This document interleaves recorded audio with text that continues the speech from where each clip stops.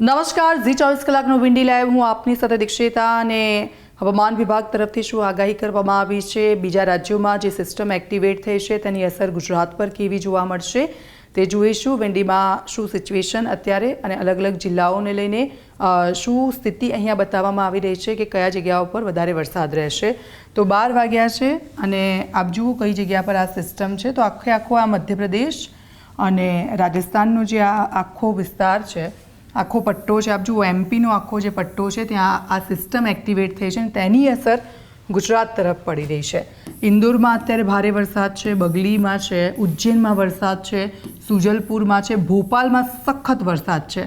અને આ જુઓ ભોપાલની સ્થિતિ તો અત્યારે આપણે જોઈએ જ છે કે નદી નાળા સરોવરે ઓવરફ્લો થઈ ગયા છે, રસ્તાઓ પાણીની અંદર છે અને ત્યાંના લોકોનું જનજીવન ટોટલી ઠપ થઈ ગયું છે.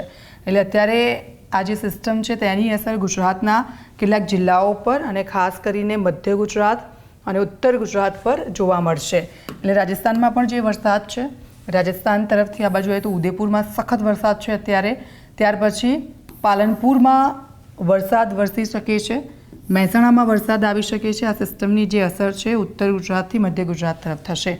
અમદાવાદમાં છૂટોછવાયો વરસાદ બપોર પછી આવી શકે છે. દાહોદમાં વરસાદની આગાહી છે. વડોદરામાં વરસાદ વરસી શકે છે, ભાવનગરમાં અને થાનમાં. સૌરાષ્ટ્ર તરફ થોડો ઓછો વરસાદ રહેશે કારણ કે જે સિસ્ટમ છે તેની અસર સૌરાષ્ટ્રમાં ઓછી જોવા મળી રહી છે. બીજી તરફ દક્ષિણ ગુજરાત તરફ આવીએ છીએ તો ત્યાં શું સ્થિતિ છે વરસાદને લઈને, તો આખો જે આ દક્ષિણનો પટ્ટો છે દક્ષિણ ગુજરાતનો, ત્યાં પણ વરસાદની આગાહી છે. સુરતમાં વરસાદ ધીમે ધારે અને છૂટો છવાયો હોઈ શકે છે.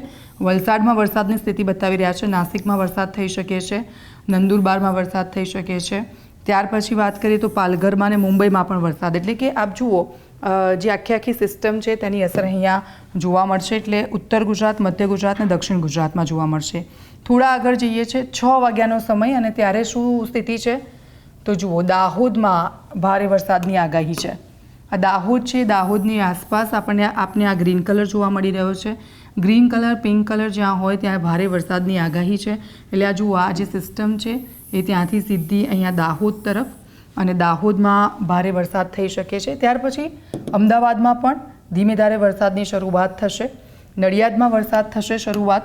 આ જુઓ અમદાવાદમાં વરસાદ ધીમે ધારે 7 વાગ્યા પછીના આ દ્રશ્યો આપણે જોઈ રહ્યા છે વિંડીની અંદર. નડિયાદમાં તેની અસર, વડોદરામાં ધીમે ધારે વરસાદની શરૂઆત, બોડેલીમાં થશે વરસાદ, ગોધરામાં વરસાદ, લુણાવાડામાં વરસાદ. ત્યાર પછી આપ જુઓ દાહોદમાં ભારે વરસાદ અને હિંમતનગર થોડા ઉપર આવીએ છીએ તો હિંમતનગરમાં થોડો છૂટો છવાયો વરસાદ થઈ શકે છે. મહેસાણામાં વરસાદની શક્યતાઓ ખૂબ ઓછી છે. એટલે આ જે વિસ્તારો છે ત્યાં વરસાદ તો થશે. સાથે દક્ષિણ બાજુ શું સિચ્યુએશન આ જે વિંડી છે તેને લઈને 7 વાગ્યા પછી બતાવી રહ્યા છે તો દક્ષિણમાં થોડું રાહત વરસાદ આપી શકે છે. અને આ જુઓ સુરતમાં વરસાદની બહુ જ ઓછી શક્યતાઓ છે. તો બીજી તરફ વ્યારા તરફ આવીએ છીએ તો વ્યારામાં વરસાદ છે. આહવામાં પણ વરસાદની સિચ્યુએશન ઊભી થઈ છે. વલસાડમાં વરસાદ રહેશે પણ ધીમે ધારે. વરસાદનું જોર અત્યાર સુધી જે જોવા મળી રહ્યું હતું સેલવાસમાં પણ વરસાદ બતાવી રહ્યા છે. અત્યારે જે 2 દિવસથી વરસાદનું જોર હતું એ વરસાદનું જોર થોડું ઘટ્યું છે. દક્ષિણ, ઉત્તર અને મધ્ય ગુજરાતમાં થોડો વરસાદ રહી શકે છે. અને આપ સૌ કોઈ જાણો છો કે મધ્યપ્રદેશ અને રાજસ્થાનમાં અત્યારે સખત વરસાદ છે અને તેના કારણે ત્યાં જવાના જે હાઈવે છે, નેશનલ હાઈવે, તે પણ પાણીમાં ગરકાવ છે. સાથે લોકોનું જનજીવન સંપૂર્ણપણે ઠપ થઈ ગયું છે. ઓમકારેશ્વર ડેમ છે તેમાંથી પાણી છોડાઈ રહ્યું છે અને ઉપરવાસમાંથી પાણી છે એ તાપી નદીમાં આવી રહ્યું છે. સાથે સાથે બીજા ડેમોમાં આવી રહ્યું છે. નર્મદા ડેમમાં પણ પાણી આવી રહ્યું છે. એટલે ઉપરવાસમાં ભારે વરસાદ અને તેની અસર ગુજરાત પર પણ જોવા મળશે. સાથે નદીઓ, જળાશયો ઓવરફ્લો થયા છે અને ગઈકાલે જ તાપી નદીનું રૌદ્ર સ્વરૂપ પણ આપણે જોયું છે. એટલે વરસાદે ક્યાંક વિરામ લીધો છે તો ક્યાંક અવિરત વરસાદની આગાહી હવામાન વિભાગ તરફથી કરવામાં આવી છે. આવી જ અપડેટ સાથે જોડાયેલા રહેજો ઝી 24 કલાકના વિંડી લાઈવ સાથે.